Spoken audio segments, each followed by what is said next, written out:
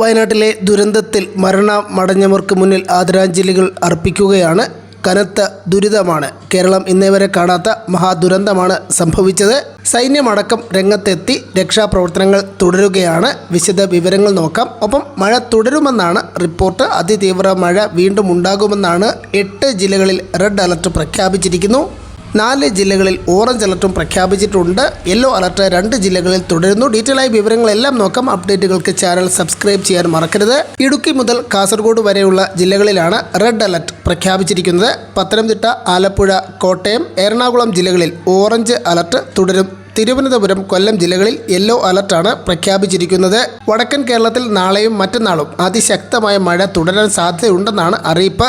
Monsoon പാത്തി സജീവമായി തുടരുകയാണ്. കേരള തീരം മുതൽ ഗുജറാത്ത് തീരം വരെ ന്യൂനമർദ്ദ പാത്തി നിലനിൽക്കുന്നുണ്ട്.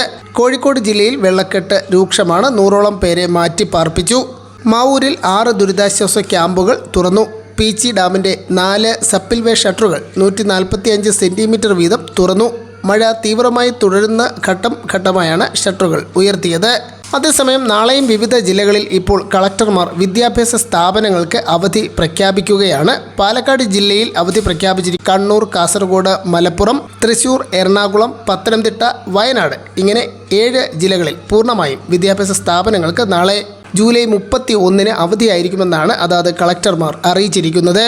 അതേസമയം വയനാട്ടിൽ മേപ്പാടിയിൽ ഉണ്ടായ ഉരുൾപൊട്ടലിൽ രക്ഷാപ്രവർത്തനത്തിനായി നാളെ 2 മെഡിക്കൽ ചെക്ക് പോസ്റ്റ് കൂടി സൈന്യം സ്ഥാപിക്കും. നാളെ അതിരാവിലെ മുതൽ തിരുവനന്തപുരത്ത് നിന്നുള്ള 2 കോളം സൈനിക സംഘം രക്ഷാപ്രവർത്തനം തുടങ്ങുമെന്നാണ് report. Karnataka Kerala sub area commander major general VT Mathew നാളെ വയനാട്ടിലേക്ക് തിരിക്കും. രക്ഷാദൗത്യം നേരിട്ട് ഏകോപിപ്പിക്കുമെന്നാണ് അറിയിക്കുന്നത്. വയനാട്ടിലെ കൺട്രോൾ റൂമിന്റെ ചുമതല നേരിട്ട് ഏറ്റെടുക്കും. മുണ്ടക്കൈ ചൂരൽമല ഭാഗത്ത് ഉരുൾപൊട്ടലിൽ 6 മണിവരെ പുറത്തുവിട്ട വിവരം അനുസരിച്ച് 119 പേരുടെ മരണം സ്ഥിരീകരിച്ചു. ഇതിൽ 48 പേരുടെ മൃതദേഹം മാത്രമാണ് തിരിച്ചറിഞ്ഞത്. ഇന്ന് പുലർച്ചെ 2 മണിക്കായിരുന്നു ആദ്യ ഉരുൾപൊട്ടൽ. പുലർച്ചെ 4:10 രണ്ടാമതും ഉരുൾപൊട്ടി. ചൂരൽമല മുണ്ടക്കൈ റോഡും പാലവും ഒലിച്ചുപോയി. വെള്ളാർമല സ്കൂൾ തകർന്നു. മുണ്ടക്കൈയിൽ മണിക്കൂറുകൾക്ക് ശേഷമാണ് രക്ഷാപ്രവർത്തകർക്ക് എത്താനായത്.